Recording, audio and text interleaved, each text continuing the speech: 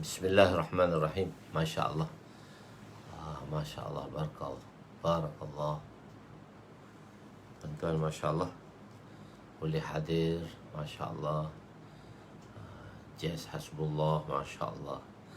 Waalaikumsalam warahmatullahi wabarakatuh. Waalaikumsalam warahmatullahi wabarakatuh. Masya Allah.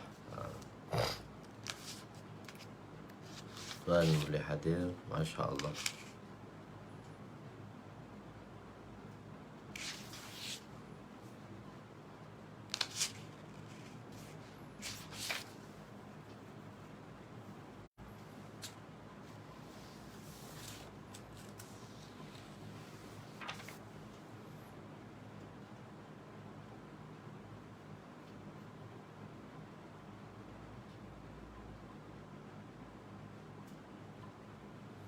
Masya Allah. Bismillahirrahmanirrahim. Masya Allah, tuan-tuan boleh hadir dalam majlis kita. Masya Allah. Assalamualaikum warahmatullahi wabarakatuh. Subhanaka la ilma lana illa ma 'allamtana innaka antal alimul hakim. Wa la hawla wa la quwwata illa billahil aliyyil azim. Rabbi yassir wa la tu'assir wa tammim bil khair ya fattah wa bika nasta'in. Nahmaduhu wa nusalli ونسلم على رسوله الكريم وعلى آله وأصحابه الفاتحين بهديهم إلى الحقيقة المجازة أما بعد أعوذ بالله من الشيطان الرجيم بسم الله الرحمن الرحيم والعصر إن الإنسان لفي خسر إلا الذين آمنوا وعملوا الصالحات وتواصوا بالحق وتواصوا بالصبر صدق الله العظيم وقال النبي صلى الله عليه وسلم نضر الله امرأ سمع مقالتي ووعاها ثم أداها كما سمع رب مبلغ أو آمن سامع أو كما قال عليهم الصلاة والسلام. Ya, Alhamdulillah, kita bertemu kita pada pagi ini kembali. Tuan-tuan datang dengan tawajuh kepada Allah Subhanahu Wa Taala dengan meyakini janjinya dan meyakini akan perintahnya serta meyakini akan janji-janjinya, yaitu yakin pada janji, yaitu ihtisab. Masya Allah. Hari ini kita akan berada pada muka surat 420, yaitu bab dalam Kitabul Iman, dalam bab yang kelima, hadis yang ke-9 dalam bab ini, dan hadis keseluruhannya 148. Hadis yang keseluruhan ialah 148. Mereka yang taat mengikuti Nabi akan berjaya. Mereka yang taat dan mengikuti Nabi akan berjaya. Bismillahirrahmanirrahim. Wa Nabi Musa radhiyallahu anhu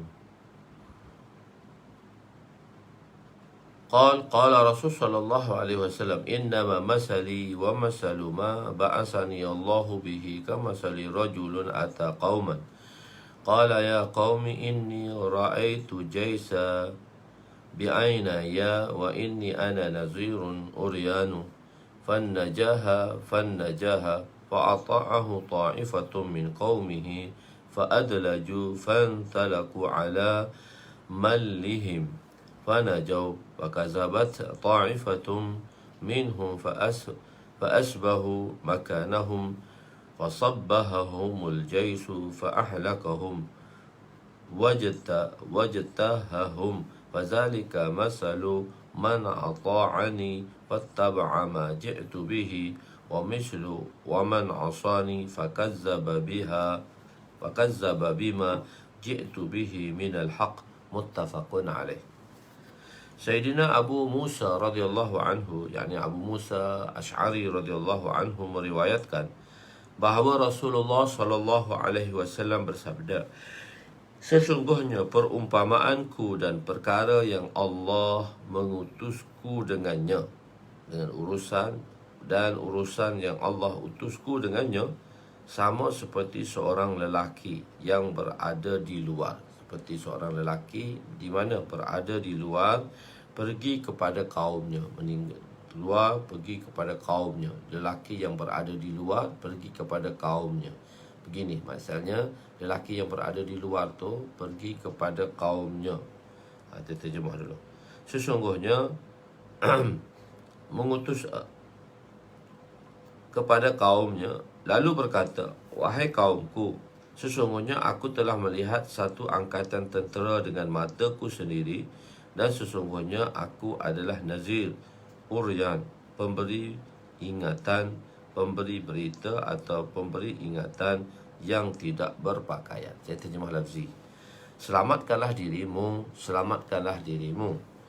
Maka sebahagian daripada kaum telah mentaatinya, yakni mendengar percakapannya, dan mereka telah melarikan diri pada awal malam, maka mereka telah pergi dengan tenang dan mereka telah selamat.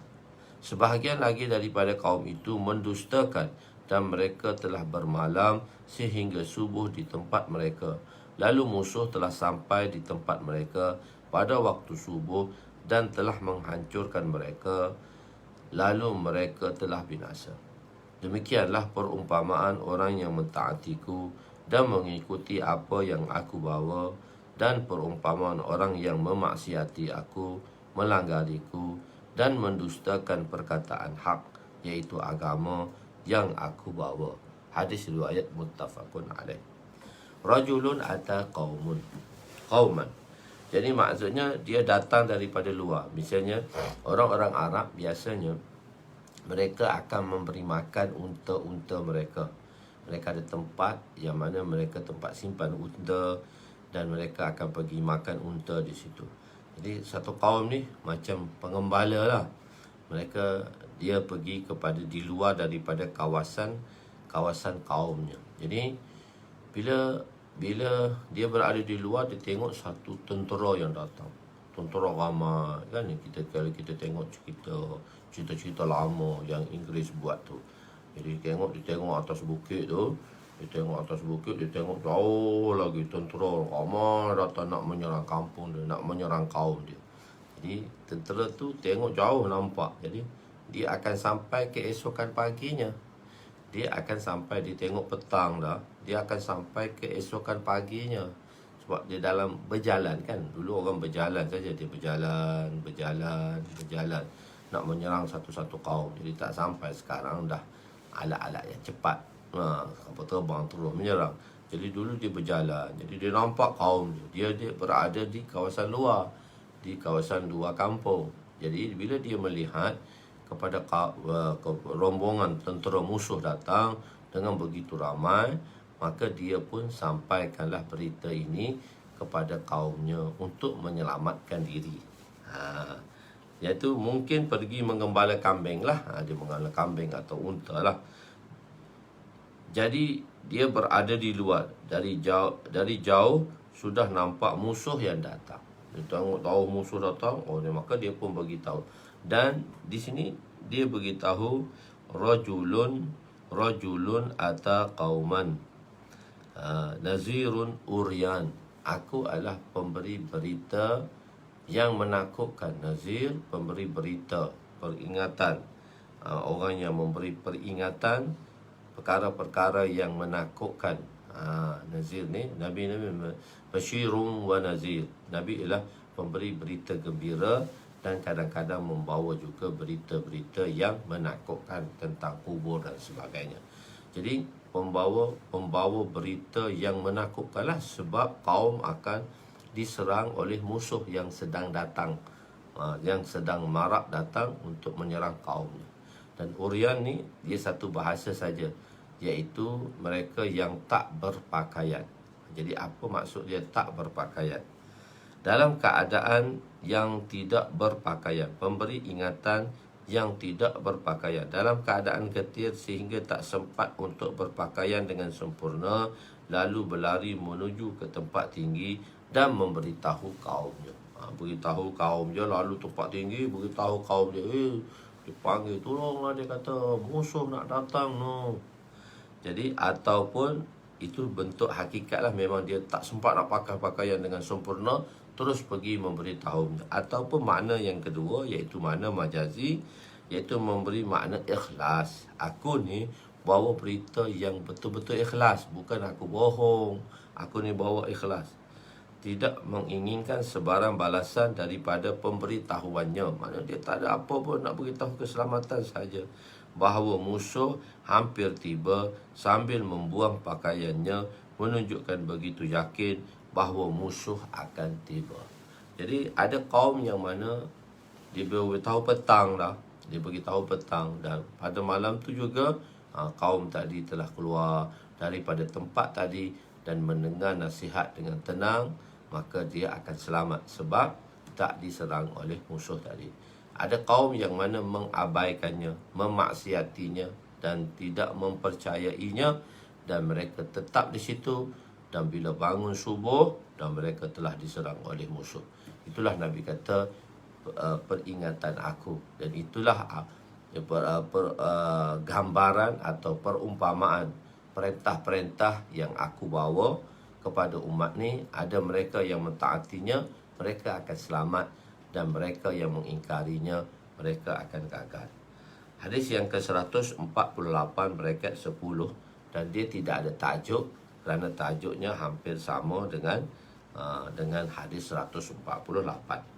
Wan Abi Hurairah radhiyallahu anhu qala Rasul sallallahu alaihi wasallam, masali kamasali rajulin istawqada nara falamma adaat ma hawlaha ja'ala al-farashu wazihi dabbu allati taqa'u fi an-nar yaqa'na fiha wa ja'ala yahjuzuhunna wa yaghlibna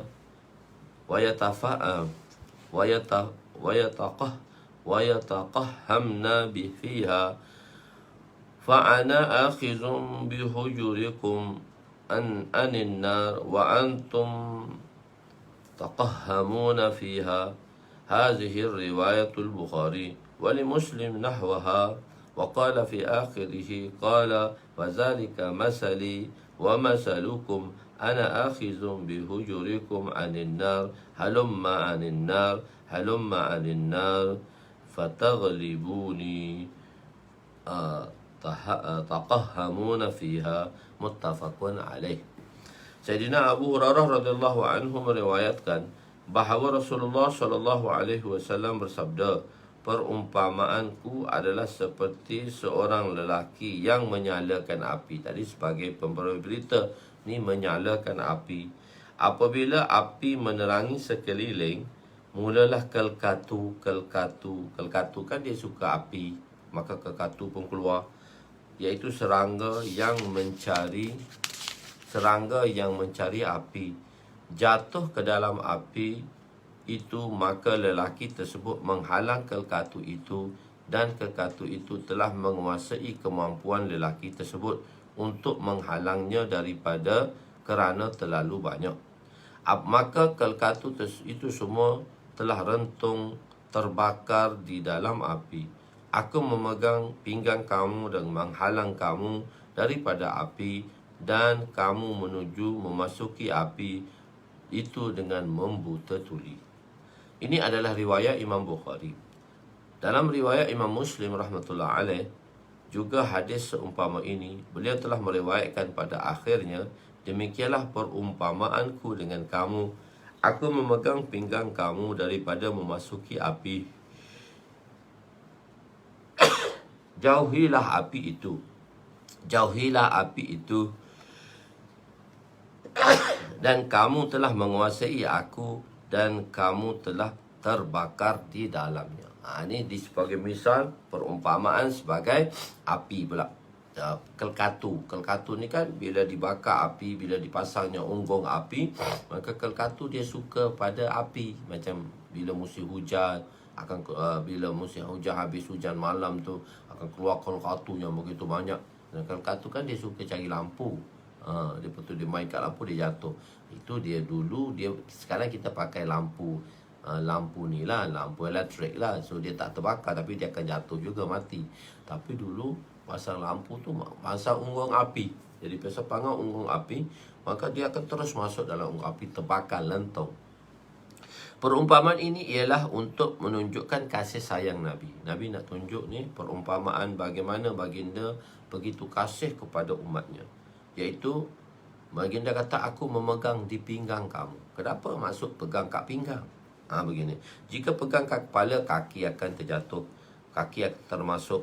Dan sebaliknya, jika pegang kaki, kepala akan jatuh. Belah kepala.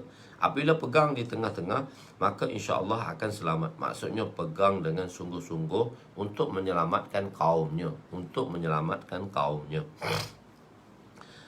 Jizbah dakwah, maknanya semangat dakwah. Jizbah ni ialah semangat dakwah, ialah untuk menyelamatkan. Apa jizbah dakwah? Apa keinginan daripada usaha dakwah yang kita jalankan? Ialah untuk menyelamatkan kita dan semua orang daripada neraka. Jadi untuk nak selamatkan, berdakwah ni, kita berdakwah kepada kebaikan untuk asal apa? Untuk selamatkan kita dan diri kita dan semua umat ini daripada azab Allah Subhanahu Wa Taala. Kita tidak sanggup untuk melihat manusia dibakar dalam api neraka. Maka apatah lagi ke dalam api neraka. Maka apatah lagi dimasukkan ke dalamnya selama-lamanya. Jadi kalau mati tanpa iman, seorang yang mati tanpa iman, dan dia akan kekal di dalam neraka untuk selama-lamanya. Bila Allah Subhanahu Wa Taala telah masukkan penduduk neraka ke dalam neraka dan penduduk syurga ke dalam syurga, maka Allah Subhanahu Wa Taala telah perintahkan malaikat untuk membawa seekor kibas. Dan sebenarnya kibas itu ialah maut. Kibas telah ditukar, maut telah ditukar dalam bentuk kibas. Maka malaikat telah i'lan pada penduduk syurga dan neraka, kamu tahu tak apakah di tanganku ini? Mereka akan mengatakan bahawa, ya, kami tahu, itulah maut. Maka malaikat kata, hari ini maut telah disembelih. Jadi maut yang dulu mematikan manusia, dengan datangnya maut maka habislah manusia, tinggallah manusia di dunia ini, meninggallah manusia di dunia ini menuju ke alam baqa. Menuju ke alam baqa. Maut adalah makhluk daripada makhluk Allah, dan sebagaimana kita adalah makhluk Allah, maka maut itu telah ditukar dalam bentuk kibas dan telah disembelih. Maka i'lan malaikat, tengoklah hari ini maut telah disembelih, maka tiada lagi maut, yakni tiada lagi kematian. Apabila penduduk syurga akan bergembira untuk selama-lamanya, dan penduduk neraka akan menangis untuk selama-lamanya. Kenapa? Mereka yang tak berimanlah akan menangis untuk selama-lamanya, kerana tiada lagi kematian di akhirat. Tiada lagi kematian di akhirat, dan maut telah disembelih. Maut telah disembelih. Jadi seorang tadi, jadi apatah lagi jika dimasukkan ke dalam neraka untuk selama-lamanya. Nabi tidak boleh menahan keadaan perasaan seperti ini, sehingga Allah gambarkan kepada Nabi dalam menurut ayat, la'allaka bakhi'un nafsaka alla yakunu mu'minin. Muhammad, kenapakah engkau membinasakan dirimu? Kenapakah engkau membinasakan dirimu? Kerana dengan sebab tidak berimannya mereka-mereka itu. Nabi berfikir, menyedihkan diri sampai Nabi tension. Nak selamatkan umat ini. Mana Nabi sungguh sedihlah, sehingga seolah Nabi telah membinasakan dirinya terhadap fikir tersebut untuk menyelamatkan kaumnya daripada azab Allah Subhanahu Wa Taala. Untuk menyelamatkan kaumnya daripada azab Allah Subhanahu Wa Taala. Jadi apabila seorang meninggalkan solat, kita tengok, maka dia akan diam di dalam neraka selama satu hukuk. Satu hukuk sama dengan 80 tahun akhirat. Jadi kita nak beritahu berapa lama dalam neraka ni. Kalau tinggal satu sembahyang je, kalau sembahyang itu dan dia tidak bertaubat, dan jika taubat itu tidak diampun, maka satu tinggal solat fardu saja, maka dia akan diam dalam neraka satu hukuk. Satu hukuk sama dengan 80 tahun akhirat. 80 tahun akhirat biasa. Satu hari di dunia, Allah SWT telah berfirman, inna yawman inda rabbika ka'alfi sanatin mimma ta'udun. Sesungguhnya satu hari di sisi, dan satu hari dari hari-hari azab di sisi Tuhanmu adalah menyamai 1000 tahun daripada yang kamu, 1000 tahun dari yang kamu hitung. Surah Al-Hajj. Maknanya sehari di sisi Allah sama dengan 1000 tahun di sisi pengiraan kita. Jadi 80 tahun akhirat. Jadi 80 tahun akhirat kita ambil genap saja 360 hari setahun. Jadi didarab dengan 80, waktu baru dapat hari. Maka kita akan dapat 28 juta 800,000 tahun akhirat. 800,000 tahun akhirat. Apabila dan didarab dengan 1000 tahun untuk mendapat tahun dunia, maka kita akan dapatinya bila 300 bila 80 darab 36 360, kita akan dapat 28,800 hari. Didarab dengan 1000 tahun, kita akan dapati 28,800,000 tahun. Maksudnya satu hari tak sembahyang masuk dalam neraka. Jika dosa tak sembahyang tu tak diampun oleh Allah Ta'ala dan dia tidak minta ampun, maka terpaksa seorang itu kena diam dalam neraka selama satu hukuk, yakni sama dengan 80 tahun akhirat yang didarab dengan 360 hari untuk dapat hari akhirat dan didarab dengan 1000 tahun untuk dapat hari dunia. Maknanya satu hukuk itu nama-nama ya satu hukuk, tapi sebenarnya 28,800,000 tahun dunia. Satu hukuk tu 28,800,000 tahun dunia.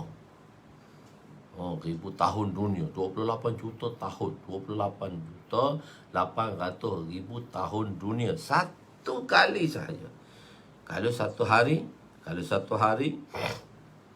5 waktu, tinggal 5 waktu tu satu hari, maka jumlah tahunnya ialah berapa? Jumlah tahunnya 144 juta 144 juta 144 juta tahun lah.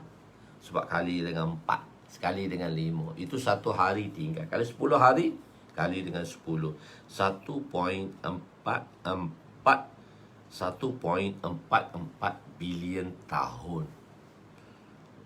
Bilion tahun. Allah, ramainya. Jadi sebab itu Nabi sedih kerana nak menyelamatkan umatnya tadi. Mengikut fakta JAKIM, orang yang tidak sembahyang di Malaysia ialah 83% pada 15 tahun yang lepas lah, semasa saya mengarang kitab ni lah. Maka asal dakwah ialah fikir 83%. Bermakna 17% lagi tak sembahyang lah. 17% saja yang sembahyang. Masih ramai lagi orang yang tak sembahyang. Masih ramai lagi orang yang tak sembahyang. 83%. Ramai daripada orang balik. Dulu telah kira kan, kita kira dah begitu. Asal dakwah ialah fikir dan risau mengenai keadaan umat supaya dapat selamat daripada azab Allah. Oleh itu, satu usaha yang begitu kuat memerlukan tenaga, wang dan masa untuk menyelamatkan seluruh manusia. Beristighfar. Nabi SAW sifat dia apa? Digambarkan dalam hadis baginda, daimul fikir, mutawasilul ahzan. Iaitu Nabi berada di dalam fikir yang berterusan. Fikir macam mana nak selamatkan umatnya. Dan mutawasilul ahzan, risau yang berpanjangan. Ramai orang yang tidak mendirikan solat semasa safar. Dalam perjalanan ramai orang tinggal solat. Jika kita fikir, kita perlu fikir perkara ini. Jisbah dakwah Nabi, semangat dakwah yang dijalankan oleh Nabi.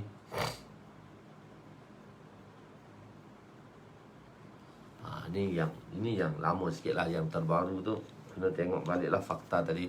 Ni semasa saya menulis ni. Ni semasa saya menulis beberapa belas tahun yang lepas dalam penulisan. Kadang-kadang penulisan. So kena tengok baliklah fakta-fakta tadi yang dikeluarkan. Kita perlu fikir perkara ini, jizbah dakwah Nabi ialah untuk menyelamatkan seluruh umat daripada azab Allah. Kalau terbaru, saya rasa kurang lagi. Tapi ada pertambahan dah. Saya diberi satu kursus.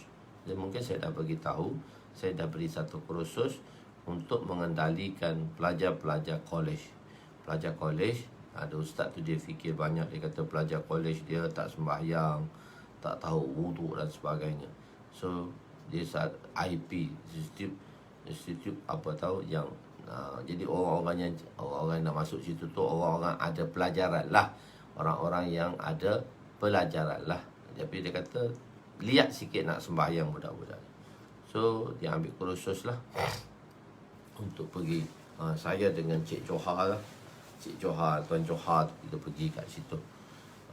Jadi kursus tentang pagi hingga petang, tentang ambil wuduk, tentang air, ambil wuduk dan sembahyang.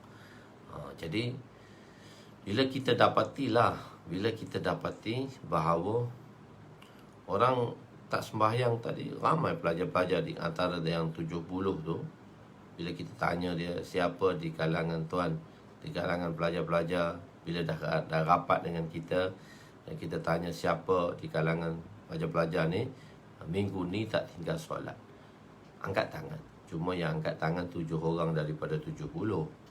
So 1/10, 10% saja yang sembahyang dibandingkan dengan 90% lagi tak sembahyang. Jadi dia tengok keadaan-keadaan yang berbeza lah. Begitu. Pemisalan ilmu dan petunjuk seperti 3 golongan. Jadi permisalan ilmu dan petunjuk yang Nabi bawa ini adalah seperti 3 golongan. Wa Nabi Musa radhiyallahu anhu qala Rasul sallallahu alaihi wasallam masalu ba'asani Allahu bihi minal huda wal ilmi kama salil ghais al-kasiri asaba 'ardan fakanat minha ta'ifatun tayyibatan faqabilatil ma'u fa'anbatatil kala'a وغشب الكثيرة والغشب الكثيرة وكانت منها أجاديب الأمسكة الماء فنفع الله بها الناس فشربوا وسقوا وزرعوا وأصاب منها طائفة أخرى إنما هي قيعان لا تمسك الماء ولا تنبت كلاء فذلك مثل من فقها في الدين saya ambil fa'ala yaf'ulu faqha fi din nafa'ahu ma ba'asani Allahu bihi fa'alima wa 'allama wa masalu man lam yarfa' bizalika ra'san falam yaqbal hudallah allazi ursiltu bihi muttafaqun alaih. Sayyidina Abu Musa radhiyallahu anhu meriwayatkan bahawa Rasulullah sallallahu alaihi wasallam bersabda, perumpamaan bagi perkara yang Allah utuskan daku, yakni petunjuk dan ilmu. Allah utuskan aku atas dasar untuk sebagai petunjuk, membawa petunjuk lah. Yakni petunjuk ni membawa petunjuk dan membawa ilmu. Samalah seperti hujan lebat yang menghujami bumi. Jadi perkara yang dibawa Nabi SAW dibawa sebagai membawa petunjuk dan membawa ilmu pada umat ni, membawa ilmu dan petunjuk pada umat ni seperti hujan, Nabi kata, yang membasahi bumi, yang menghujani bumi. Di antara bumi ada tanah yang bagus dan boleh menerima air, maka ia menumbuhkan rumput-rumput yang banyak. Dan di antaranya bahagian tanah yang keras dan menakung air, maka Allah memberi manfaat dengannya akan manusia dan mereka meminumnya, memberi minum binatang dan mengairi tanaman. Dan hujan juga menghujani bahagian yang lain, yang ia hanya tanah rata lagi kering, yang tidak dapat menakung air dan tidak menumbuhkan tumbuhan. Demikianlah perumpamaan bagi orang yang memahami agama dan mengambil manfaat daripada apa yang Allah utuskan daku dengannya. Maka dia belajar dan mengajar. Dan juga perumpamaan bagi orang yang tidak mengambil tahu langsung tentang perkara itu dan tidak menerima petunjuk yang aku diutuskan dengannya. Muttafaqun alaih. Di sini Nabi SAW memberitahu 3 jenis tanah. Satu tanah yang lembut. Satu tanah yang lembut, yang mana bila air hujan turun, maka tanah tadi dia menyerap air. Dia menyerap air dan menumbuhkan tumbuh-tumbuhan. Tanah tadi dia boleh serap air, dia menumbuhkan tumbuh-tumbuhan dan memberi manfaat lah, menumbuh tumbuhan. Jadi kalau kita gali tanah tu pun ada air, dan tanah tadi mampu untuk menumbuhkan air dan memberi manfaat pada orang ramai. Satu lagi tanah yang keras. Tanah yang keras dihujani. Tanah tu dia tak boleh nak tumbuhkan, dia tak boleh nak serap air, cuma dia boleh takungkan air. Dia boleh takungkan air. Macam kalau kita pergi di kawasan pergunungan, 2 buah gunung tu, iaitu bukit tu, 2 buah bukit, maka di bawah bukit tu ada satu tempat tangkungan air apabila hujan berlaku. Dan di situ dia cuma dapat menakungkan air. Air itu dapat digunakan oleh orang ramai, dan air itu dapat digunakan oleh binatang-binatang, tapi dia sendiri tak ada manfaat sebab dia hanya menakungkan air saja. Yang ketiga seperti curam. Curam ni tanah curam. Bila air turun, dia galirkan air saja. Air itu mengalir saja melalui dia. Dia tak dapat takungkan air, ia tak dapat takungkan air, dan dia pun tak dapat menyerap air. Cuma air cuma lalu. Itu keadaan 3 jenis situasi tanah yang digambarkan pada Nabi. Macam mana pengutusan baginda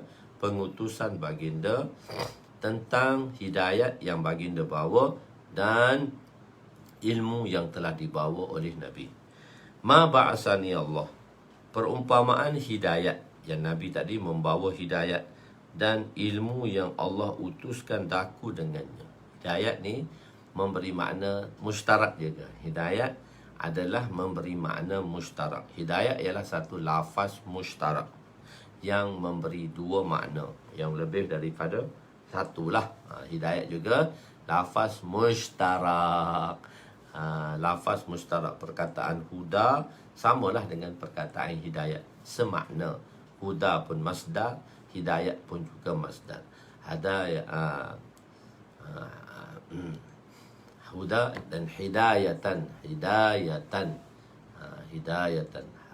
Hada yahdi hidayatan. Hada yahdi. Hada yahdi. Hada yahdi hidayatan. Hada yahdi hidayatan. Itu fi'il yang naqis yayi. Fa'ilam. Huruf fa'ilam dia, huruf lam dia dengan kalimah ya. Sebab tu kita panggil dia naqis yayi. Kalau dalam saraf ni naqis yayi.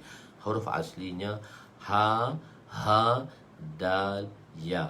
Ha, dal, ya. Hal, dal, ya. Jadi dia naqis yayi kalau dalam ilmu sarafnya.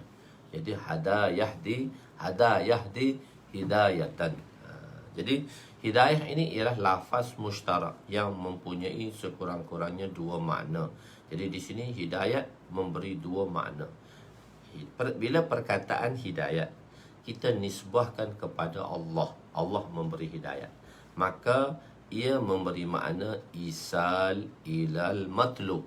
Ia memberi makna isal ilal matlub, iaitu menyampaikan seorang tadi kepada matlamat yang ingin disampaikan. Maknanya dia telah mengambil satu orang tadi kepada, dia telah menyampaikan, dia telah bawa orang tadi kepada matlamat yang nak dicapai. Jadi bila kita nisbahkan hidayat itu daripada Allah, hidayat itu nisbah kepada zat Allah, Allah memberi hidayat, maksudnya Allah telah menyampaikan seorang itu kepada matlamat yang nak dicapai. Apabila hidayah, perkataan hidayah ini dinisbahkan kepada manusia, iaitu kepada Nabi SAW, maka Nabi SAW tidak boleh memberi hidayat. Nah, maknanya Nabi tak boleh menyampaikan seorang itu kepada matlamat. Cuma Nabi sebagai penunjuk jalan. Jadi hidayat bila dinisbahkan kepada Nabi, dia memberi makna ira'atul tariq, sebagai penunjuk jalan. Ira'atul tariq, sebagai penunjuk jalan saja. Tapi apabila hidayah ini dinisbahkan kepada zat Allah, maka ia memberi makna isal ilal matlub. Isal tu sampai kepada matlamat, sampai kepada matlamat, dan sebagai pembawa jalan. Jadi kalau kita gabungkan hidayah ni daripada Nabi dan hidayah daripada Allah, iaitu ira'atit tariq, isal ilal matlub. Itu memberi makna hidayah. Ira'atut tariq, isal ilal matlub. Innaka la tahdi man ahbabta. Innaka la tahdi man ahbabta.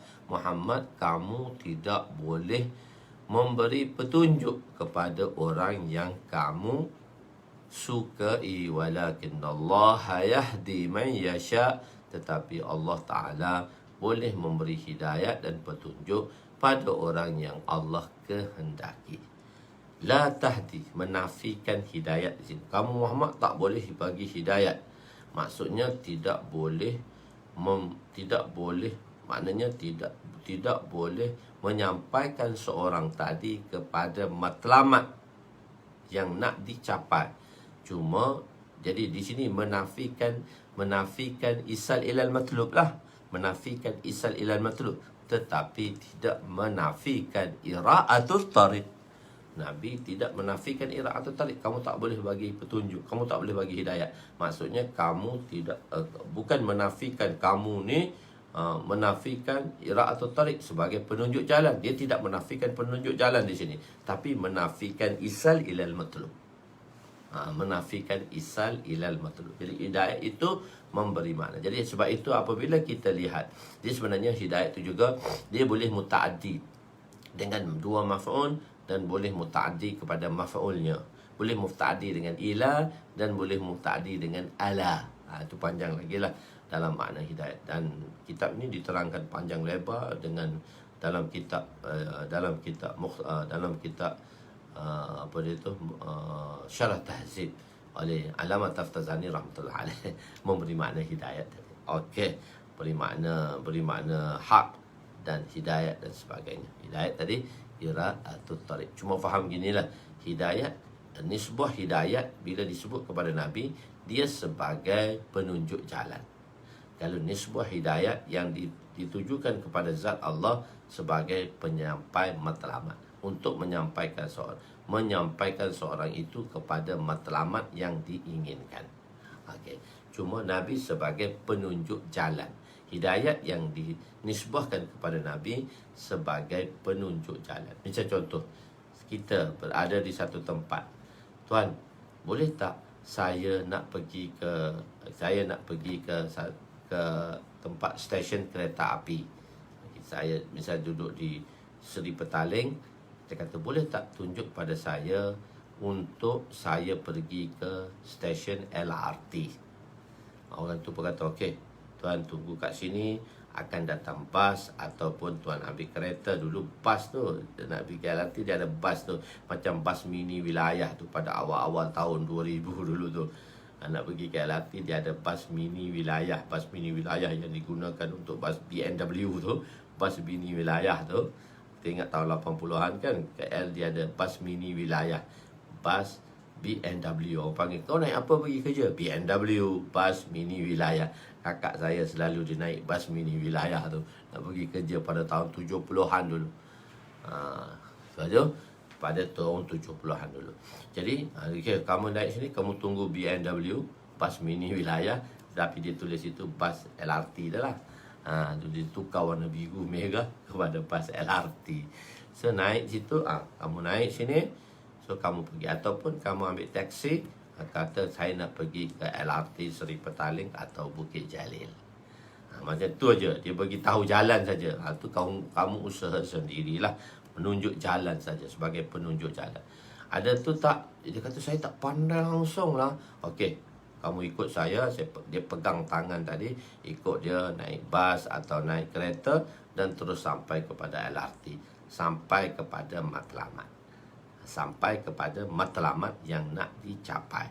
Bila hidayah tadi daripada Allah, dia sampai kepada matlamat yang nak dicapai. Bila hidayah tadi dinisbahkan kepada Nabi, maka dia sebagai penunjuk jalan. Okey. Dia faham sikit makna hidayah tadi. Okey. Jadi perumpamaan hidayah dan ilmu yang Allah utuskan daku dengannya.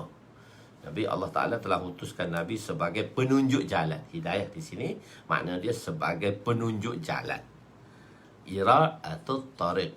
Ira'atut tariq. Sebagai penunjuk jalan. Dan Allah Ta'ala juga hantar bagi ilmu kepada Nabi SAW. Jadi Nabi bawa ilmu tu agama lah. Hidayah tu kerja agama lah.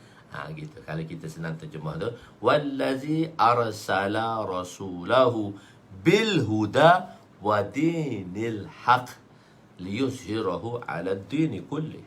Jadi Allah Subhanahu wa taala telah hantar nabi-nabi. Wallazi arsala rasulahu.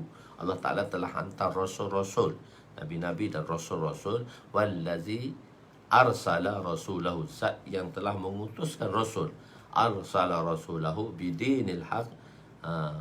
Wallazi arsala rasulahu bil huda wa dinil haq. Bil huda wa dinil haq. Dua. Bil huda, Allah Ta'ala telah hantar rasul itu sebagai huda, penunjuk jalan, sebagai penunjuk jalan, dan wa dinil haq, dan agama. Penunjuk jalan, usaha lah. Jadi sebab itu agama dan usaha agama. Sebab tu kalau orang dakwah kata jadi dua kerja Nabi. Satu, agama Nabi bawa, ilmu lah. Dalam ilmu tu ada agama lah. Ilmu tu sebagai agama lah. Ilmu agama lah. Begitu. Dan satu lagi, hidayah. Hidayah tu kerja agama. Jadi Nabi bawa agama dan Nabi bawa kerja agama. Nabi bawa agama dan Nabi bawa kerja agama. Jadi Nabi buat kerja agama dulu. Nabi datang, Nabi diberi agama dan Nabi buat kerja agama. Jadi dua benda ni saling tak sumpah. Saling tak tumpah. Bukan agama saja, Nabi bawa agama tinggal saja. Tak, Nabi bawa agama ikut engkau. Kau nak buat ke tak nak buat, terpulang pada engkau. Tak, Nabi bukan begitu. Nabi bawa kerja agama, iaitu hidayah tadi. Bil huda, Nabi diutus oleh Allah, zat yang mengutus Nabi tadi. Bil huda, dengan hidayah.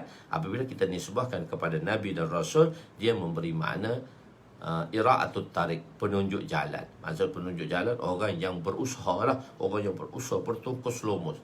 Jadi orang yang berusaha lah kepada agama. Dan juga agama. Bil huda wa dinil haq, iaitu agama yang hak. Iaitu ilmu dan agama yang hak. Jadi dua benda. Dia bukan hidayah, dia bukan agama saja. Nabi bawa agama kepada kita, tak? Nabi bawa agama dan Nabi bawa usaha agama. Jadi untuk mendatangkan manusia kepada agama, maka usaha agama, iaitu hidayat. Usaha hidayat. Usaha untuk orang kepada hidayat, iaitu usaha tungkus lumus kita, pujuk rayu kita, pujuk rayu Nabi, doa Nabi, pujuk rayu pendakwah, pujuk rayu da'i Nabi, pujuk rayu mengajak umat ini kepada jalan yang sebenar sebagai penunjuk hidayat. Sebagai penunjuk hidayat. Okey, boleh faham Jadi perumpamaan hidayat. Hidayat ni usaha lah. Hidayat ni ira'atut tariq lah, penunjuk jalan. Penunjuk jalan ni orang yang berusaha lah. Begitu. Dan ilmu. Ilmu tu agama lah. Dalam ilmu tu ada agama. Ilmu dan agama yang Allah. Tapi saya sebut di sini hidayat dan ilmu sebab saya mengambil daripada perkataan atas, ya, huda dan ilma. Minal huda dan ilma. Min tu min bayaniyah di situ. Yakni, iaitu, yakni bukan daripada petunjuk dan daripada ilmu, tak. Yakni, iaitu Nabi membawa. Dia kalau kita terjemah tu masalu ma ba'asani Allahu bihi minal huda. Tempat minal huda tu ganti, tempat ma tu ganti minal huda. Sebab ma tu ma mausul, tapi dia tu min tu bayan pada ma tadi. Min tu bayan pada isim mausul tadi. Min tu bayan pada ma tadi. Dia bukan min tu daripada min bayaniyah, min tabi'iziyah, bukan. Min sebahagian, bukan. Min daripada makna daripada, bukan. Dia min tu min bayaniyah, dan min bayaniyah itu memberi makna yakni, iaitu, ialah. Begitu. Dia bahasa Arab ni, dia min tu bukan makna dia daripada.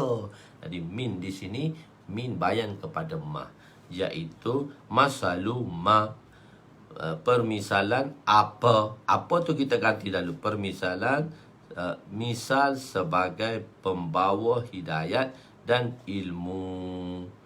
Allah Ta'ala telah hantarkan daku tadi dengan hidayat, kerja dan ilmu. Allah Ta'ala pemisalan aku dengan hidayat dan ilmu yang Allah hantarkan daku dengannya.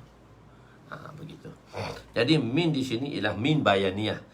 Ia terus menggantikan tempat ma. Tempat ma tu kita ganti dah min. Min tu apa dia? Permisalan, petunjuk dan hidayat. Permisalan, ma tu apa? Kalau kita terjemah lafzi, apa permisalan, apa-apa yang Allah utuskan daku dengannya. Tak, ganti tempat min tu ma. Ganti tempat ma tu minal huda dulu, iaitu minal huda. Permisalan, petunjuk dan ilmu yang Allah utus aku dengannya. Yang ni tak payahlah. Pasal kita letaklah min bayaniyah tu tempat ma. Itu kan ada konsep terjemahan dari segi nahwu lah, dalam konsep min bayaniyah tadi.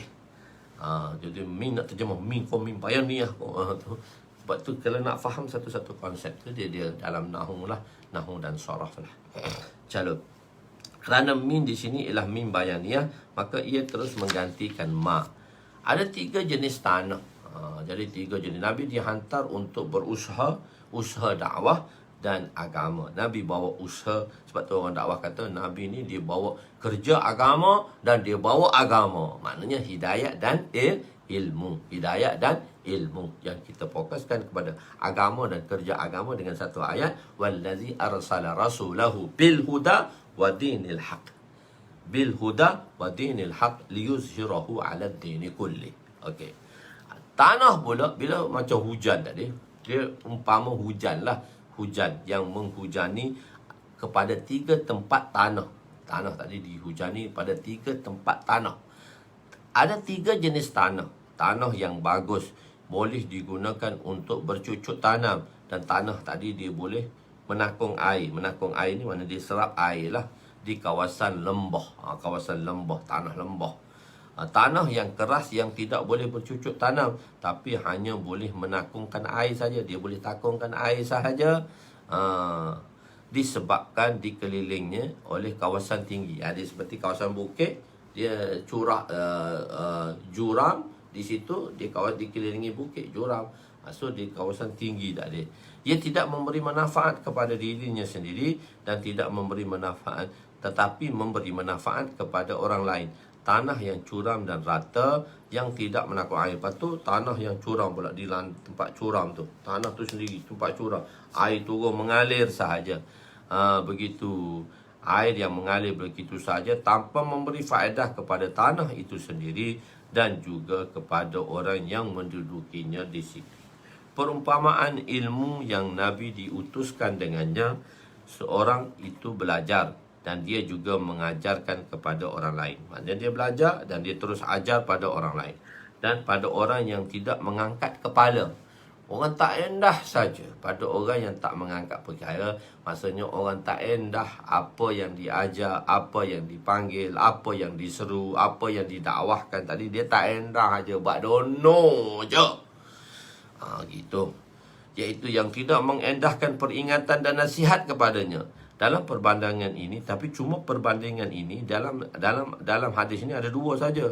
Ada 2 perbandingan. Jadi sedangkan insan tadi terbahagi kepada 3. Dalam perbandingan ini terdapat persoalan. Sedikit persoalan lah. Kalau kita tengok daripada strategi terjemahan tu dapat persoalan. Apa persoalannya? Pemisalan ada 2 dan misal diberi 3. Pemisalan diberi 2 je dan misal dibawa 3. Jadi salah.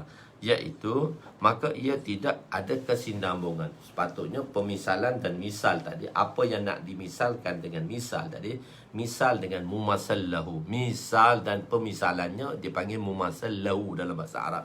Misal dan mumasallahu, misal dan mumasallahu, misal dan mumasallahu. Itu ta'rif tu mumasallahu lah, mu'arraf lah. Ta'rif tu ialah mu'arraf, mu'arrif. Ta'rif tu mu'arrif, mumasallahu lah. Tapi kalau kita tengok dalam misal dia panggil mumasallahu, kalau kita tengok ta'rif dia panggil mu'arrif. Apa yang nak dijelaskan oleh mu'arraf tu perkara yang perlu dijelaskan. Misal atau mu'arraf sama, ta'rif atau mumasallahu sama saja. Cuma ini digunakan perkataan ta'rif, ini digunakan perkataan misal. Begitu tempat-tempat yang digantikan lah. Sama saja dalam, kalau kita tengok dari segi, di sini benda ni kita belajar di dalam ilmu bayan dan badik dan ma'ani, ilmu balaghah. Di sini kita belajar dalam ilmu balaghah. Ilmu balaghah kita boleh faham misal, mumasallahu, tashbih dan sebagainya.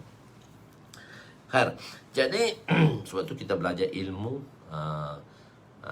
kita belajar fan tu, tapi fan ni yang membawa pemahaman pada Al-Quran dan hadis. Cuma tuan-tuan belajar fan tu tak membawa kepada Quran dan hadis. Tuan-tuan belajar juga ilmu fan, ilmu doktor, ilmu engineer, ilmu fan kan. Kita dah daurah tu kan ilmu fan tu. Tuan-tuan belajar juga fan. Tuan-tuan tak kata ilmu dah sekarang bagus, tuan-tuan cakap saya fan dah. Tapi fun lah, fun, F-A-N. Ada yang tulis F-U-N, fun. Ada bila tanya, Ustaz, ilmu fun tahu? Oh, dia Inggeriskan dia, F-U-N. Baca dia fun. S-U-N. Baca dia bukan sun, sun. Tuan-tuan betul dia. Fun, ilmu fun. Dia ada dua. Fun ada dua. Fun yang tidak membawa kepada pemahaman asal. Dan fun yang membawa kepada pemahaman Quran dan hadis. Fun yang tidak membawa kepada pemahaman Quran dan hadis, dan fun yang membawa kepada pemahaman Quran dan hadis. Jadi ilmu badik, balaghah, ma'ani, sarah, nahu ni dipanggil fun juga, funun juga, dipanggil funun juga dan fun juga, tapi membawa kepada pemahaman Quran dan hadis. Ilmu doktor, engineer, architecture, dia ilmu fun juga, tapi dia tak membawa kepada pemahaman Quran dan hadis. Dia membawa kepada pemahaman apa yang nak dicapai saja tadi daripada dunia. Jadi fun tu juga terbagi kepada dua. Telah kita pelajari dia dalam Kitabul Ilmu dahulu. Kita dah belajar pada Kitabul Ilmu di dalam daurah 1 dan daurah 2. Dalam daurah 1 dan daurah 2. Jadi pada siapa yang tidak menyertai daurah 1 dan 2, nanti saya akan keluarkan video, dan di situ tuan-tuan boleh dapatkanlah dengan ada sedikit pembayaran lah. Ada sedikit pembayaran, tuan-tuan dapatlah untuk dapatkan video tadi. Sebab orang nak dapatkan fund tu, dia masuk daurah.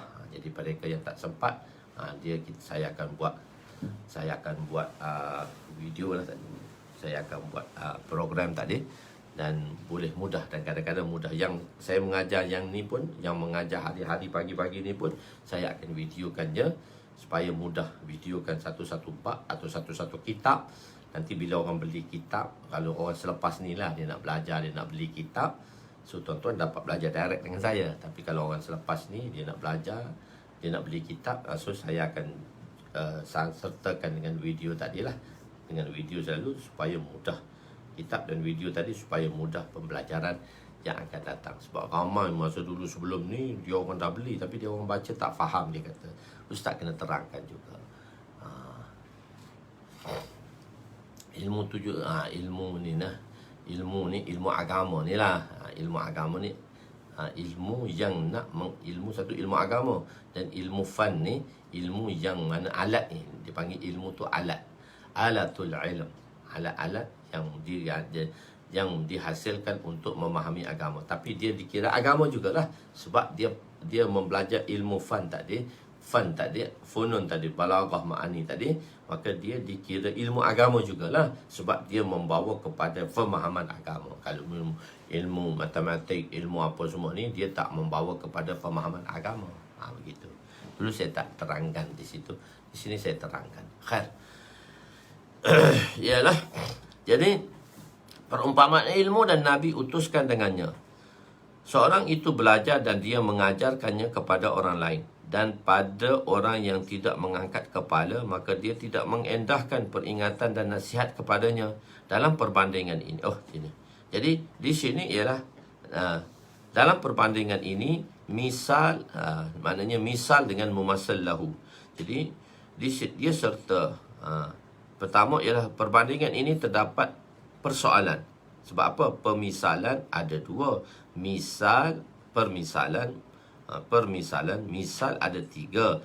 Pemisalan, jadi apa yang dimisalkannya, mumassal lahu ada tiga, ada dua. Jadi pemisalan ada dua dan misalnya di bawah ada tiga. Misal, mumassal lahu ada tiga, tapi pemisalan ada dua. Maka ia tiada kesinambungan. Jawabnya, insan terbahagi kepada tiga golongan. Seorang yang mempelajari ilmu dan mengajarkannya kepada orang lain, serta dia sendiri beramal dan menyebabkan orang lain juga beramal. Kedua ialah orang yang belajar tapi tidak beramal, tidak juga mengajar kepada orang lain. Itu dia ada dua. Orang yang belajar pun ada dua situation. Sebab tu mumassal lahu tadi tu misal ada tiga, tapi mumassal lahu ada dua. Jadi orang yang belajar pun ada dua situation. Kita timbulkan dua. Dia belajar, dia beramal, dan dia belajar, dia mengajar, dan dia beramal, dan dia mengajar orang lain. Orang yang belajar, dia belajar juga. Belajar tapi dia tak amal, dan dia tak ajar pada orang lain. So dia ada dua situation. Di situ orang yang belajar tu ada dua situation. Belajar, amal dan sampaikan. Belajar, tak amal, tak sampaikan. Sebab tu tuan-tuan, kita niat belajar, amal dan sampaikan. Dengan salah satu caranya share lah. Share tu pun salah satu langkah, alat untuk mudah kita beramal. Dengan kita share, maka video itu akan kekal, video itu akan save.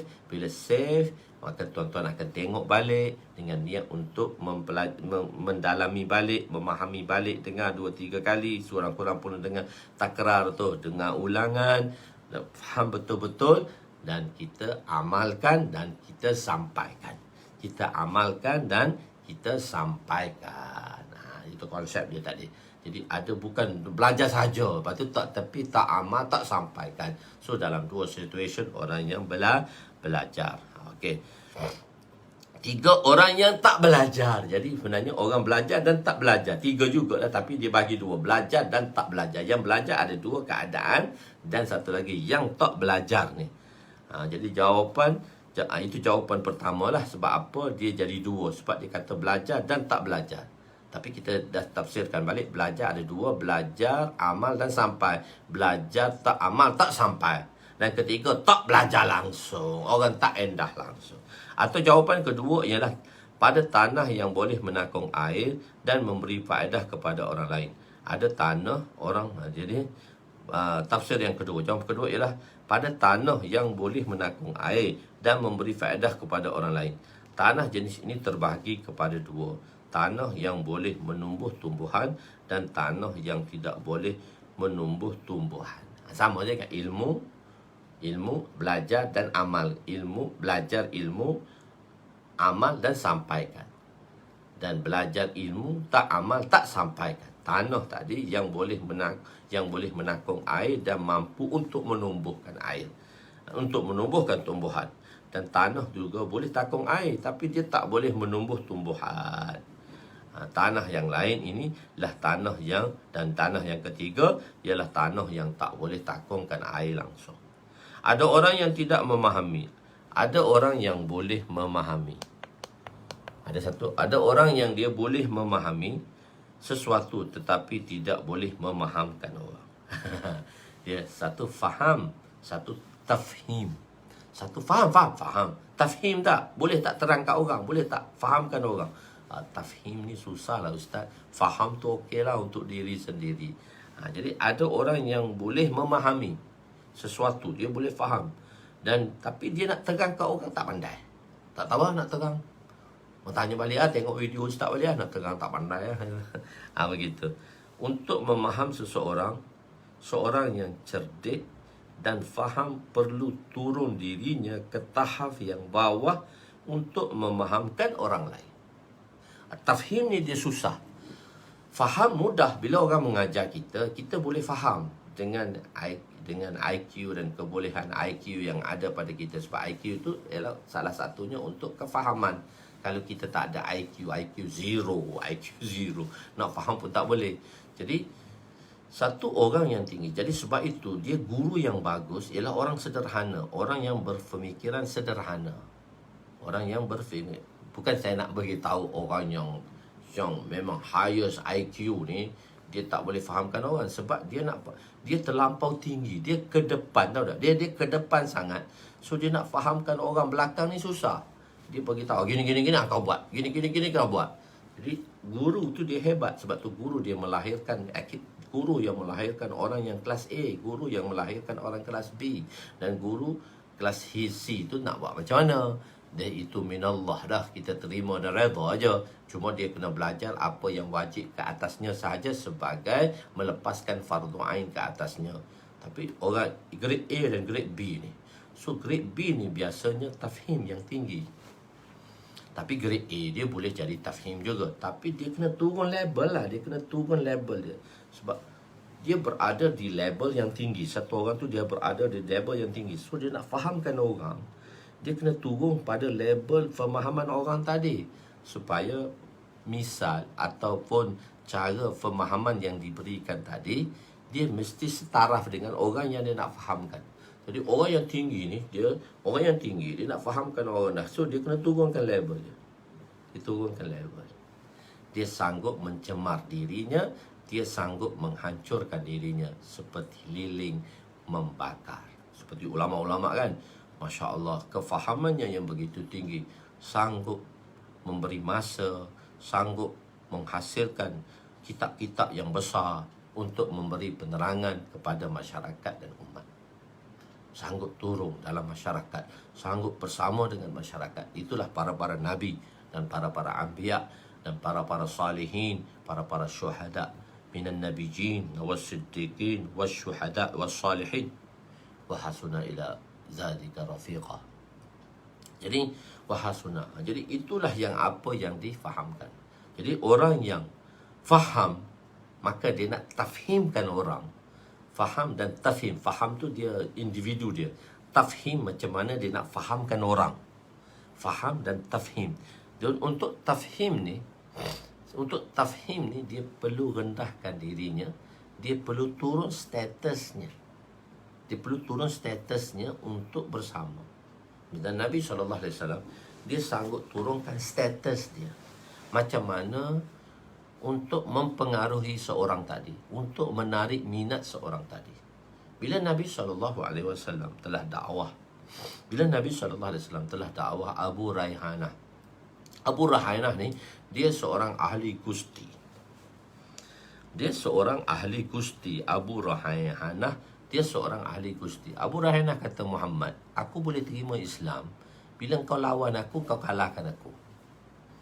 Aku tak nak apa. Bila aku ni orang ahli gusti, ahli wrestler, tinju, wrestling. Aku ni boleh terima engkau bila kau lawan aku dan kau kalahkan aku. Jadi seorang Nabi sanggup melayani umatnya untuk petunjuk dan hidayat kepada umatnya. Nabi kata, okey, aku sedia nak lawan kamu. Maka Abu Raihanah telah bersama dengan Nabi. Abu Raihanah ambil hari satu masa tertentu untuk bertinju dengan Nabi. Nabi SAW satu orang yang mana kekuatan jasmaninya pun kita tahu sama dengan 4,000 lelaki. Seorang Nabi, kekuatan jasmaninya seperti 40 lelaki syurga. Satu lelaki syurga sama dengan 100 lelaki dunia. Telah kita jelaskan dulu kan, kenapa Nabi boleh kahwin ramai. Sebab kekuatan jasmani yang ada pada Nabi tadi, 4,000 lelaki.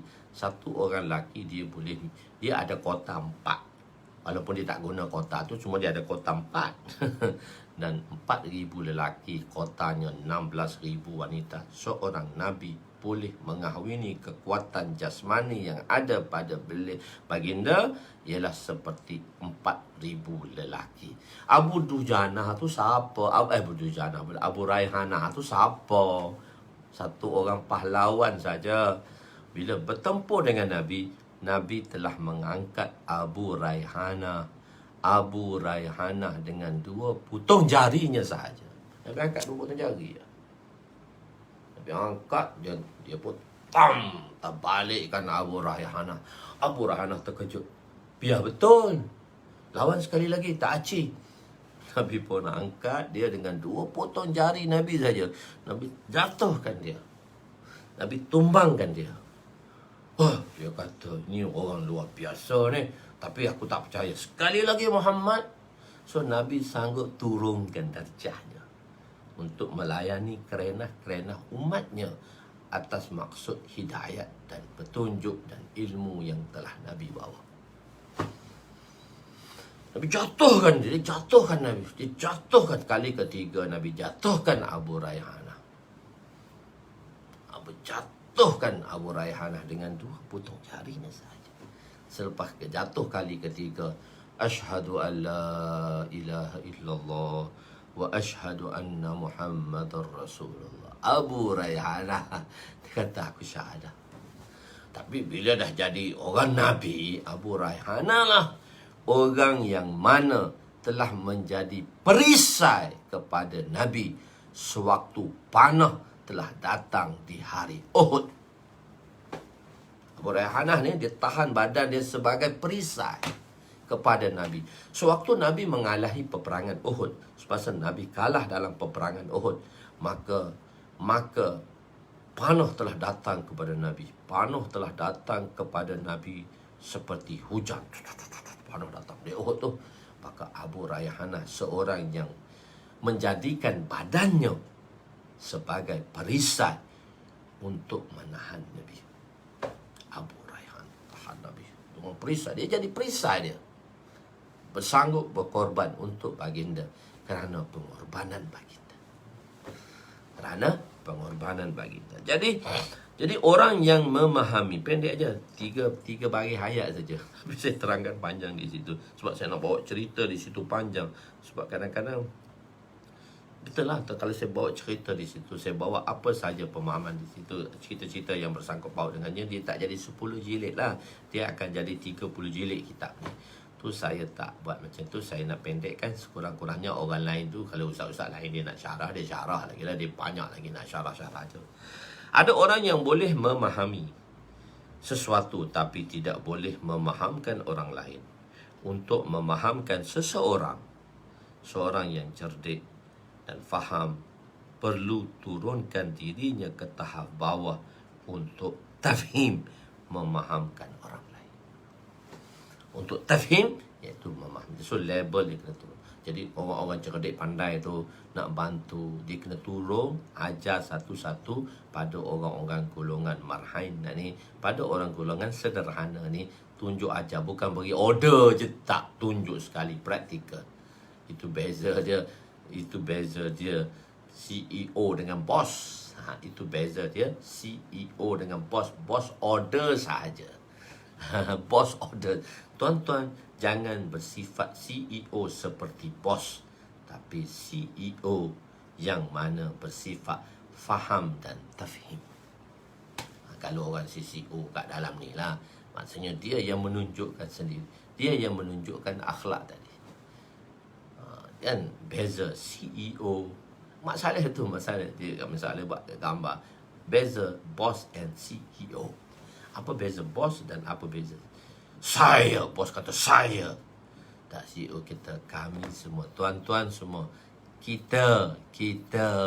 So dia kita, dia ijtimai sikit. Dia jemaah sikit. Bukan saya. Kami. Kita semua. Kita yang mesti berusaha. Bukan saya. Me. Ananiyah. Itu sifat ananiyah. Sifat keakuan. Sifat keakuan ni perlu kita hindarkan daripada diri kita, yang mana dia telah membakar segala amalan kebaikan kita. Allahu Akbar. Dalam usaha dakwah, perumpamaan madrasah bergerak. Dakwah ni macam madrasah bergerak. Madrasah kan duduk setempat orang mari belajar. Dakwah ni macam madrasah bergerak.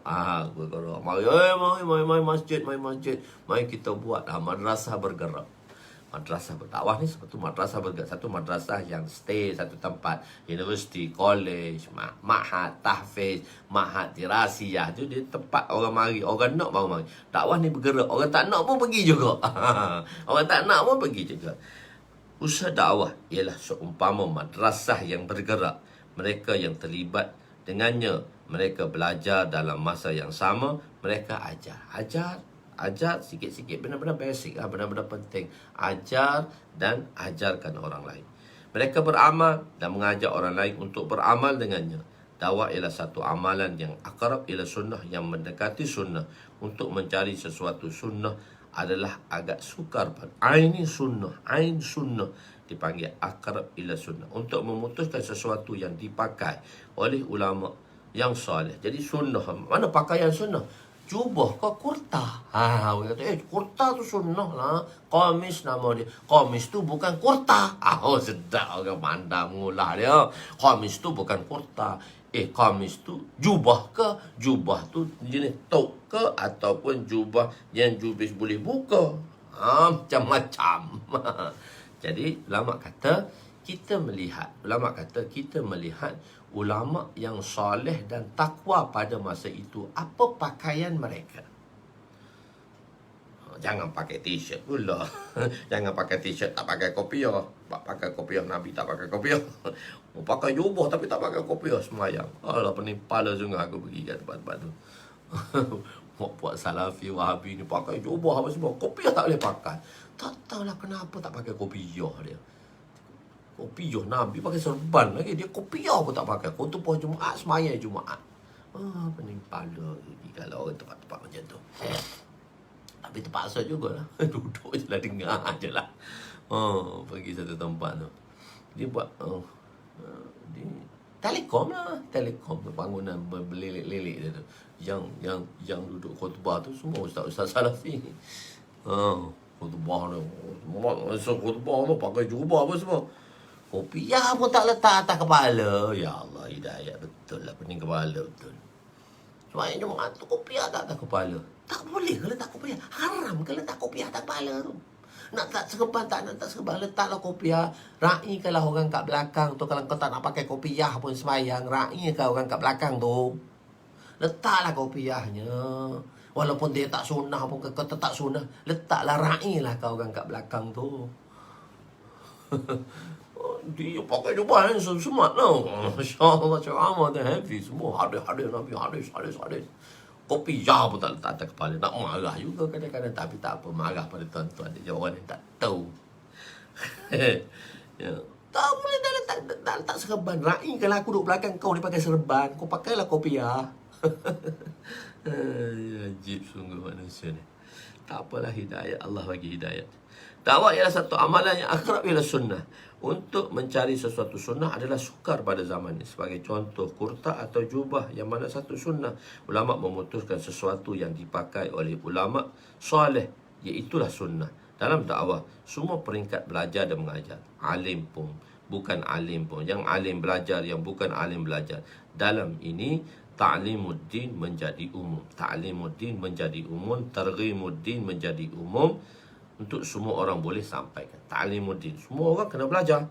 Dan targhibuddin, iaitu semua orang memberi semangat dan galakan. Sebab tu kalau kita dakwah bayar, kau nak bayar apa, kau nak ceramah apa, mengajar pun tak, belajar pun tak ada. Tak, ceramah tadi nak ajak orang. Targhibuddin. Jawapan seterusnya, dua golongan yang disebut di sini ialah qabilul madah, yang perlu dipuji, dan qabilul zam, yang dicela. Golongan ketiga ialah golongan yang tidak qabilul madah dan tidak qabilul zam. Ia adalah seumpama ayat berikut. Wa iz qalat ummatum minhum lima ta'izuna qauman illahu muhlikuhum aw mu'azzi qauman Allahu. Jadi saya baca qauman illahi. Kalau Quran dulu, kalau matam Rasam Usmani dia tulis macam itulah. Qauman qauman Allahu. Tapi kalau Quran Karim dia tulis tu qauma, lepas tu dia bubuh nun kecil tu, dia bubuh bagi bawah. Iza hurrika sakin hurrika bil kasrah, iza hurrika sakin hurrika bil kasrah. Tapi kalau kita baca lima ta'izuna qaumanillah, qaumanillahu, qauman Allahu. Nak baca macam mana? So kena belajar juga baca cara nak baca Quran. Rasam Osmani. Itu Rasam Osmani kita panggil. Rasam Osmani dia tak letak dah nun kecil tu. Dia baca qauman Allahu. So kau nak pandai sendiri lah nak baca.